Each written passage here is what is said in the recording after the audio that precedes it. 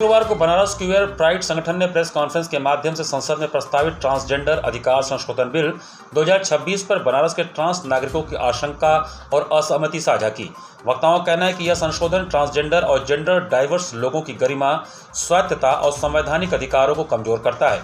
किन्नर समाज की सलमा चौधरी ने पत्रकारों से बताया कि आप किस लिंग के हैं ये आप तय करेंगे या मोदी सरकार। ऐसा कानून जो हमारी पहचान पर नियंत्रण करे हम नहीं मानेंगे। हम सरकार से इस बिल प्रस्ताव को जल्द से जल्द रद्द करने की मांग करते हैं। क्यूयर अधिकार कार्यकर्ता टैन ने बताया कि हम इस बिल का विरोध क्यों कर रहे हैं, क्योंकि नागरिकों के संवैधानिक अधिकार और सुप्रीम कोर्ट के फैसलों के भी खिलाफ है यह विधेयक। यह बिल सुप्रीम कोर्ट के ऐतिहासिक फैसले national legal service authority versus union of India की अवहेलना करता है। कोर्ट ने कहा कि हर व्यक्ति को अपनी जेंडर पहचान तय करने का अधिकार है। इस कथन को नवतेज सिंह जौहर वर्सेस यूनियन ऑफ इंडिया और Supriyo versus union of India में भी दोहराया गया है, जबकि यह कानून ट्रांस नागरिकों को मेडिकल कमेटी के भरोसे और प्रशासनिक जांच के बाबूशाही वाले भ्रष्ट और उबाऊ चैनल से गुजरने को बाध्य करता है। दूसरा, विभिन्न ट्रांस पहचानों की उपेक्षा।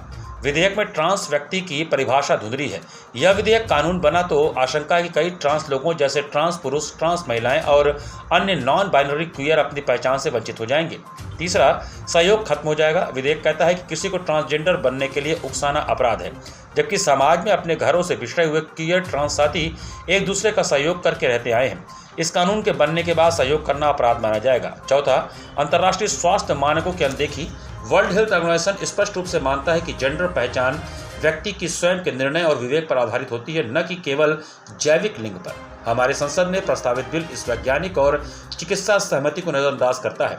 पांचवा, हिंसा के मामलों में कमजोर सुरक्षा। बिल में ट्रांस लोगों के खिलाफ होने वाली विभिन्न प्रकार की हिंसा को एक ही धारा में रखा गया है और सजा भी भारतीय न्याय संहिता में तय सजा से काफी कम रखी गई है। छठा, ट्रांस अनुभवों को मिटाना। यह बिल उन लोगों को नजरअंदाज कर रहा है जो हार्मोन थेरेपी ले रहे हैं, क्रॉस डेंसर हैं या जिन्होंने सर्जरी करवाई है या नहीं करवाई है, उससे उनकी पहचान और वास्तविक अनुभवों को नकारा जाता है। सातवां, असमान सजा व्यवस्था। ट्रांस लोगों के खिलाफ अपराधों पर कम सजा दी गई है, जबकि पहचान से जुड़े मामलों में कठोर सजा का प्रावधान है। इससे समुदाय का अपराधीकरण और कलंकित करने की शुरुआत होगी।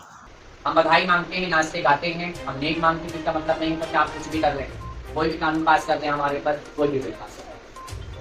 पहली बात तो सबसे बड़ी ये रही कि मैं देश की जनता से ये कहना चाहती हूँ कि ना ही लोकसभा, ना ही राज्यसभा, ना विधानसभा, हम किसी रेस में नहीं, और हमारी बिना कम्युनिटी से पूछे जांचे, हमारे पे बिना रिसर्च किए ये बिल पास कर देते हैं। 2026 ट्रांसजेंडर का बिल पास कर देते हैं और इस बिल में ऐसी चीजें ले आए हैं जिससे किन्नर समाज की आइडेंटिटी पर बहुत बड़ा खतरा है।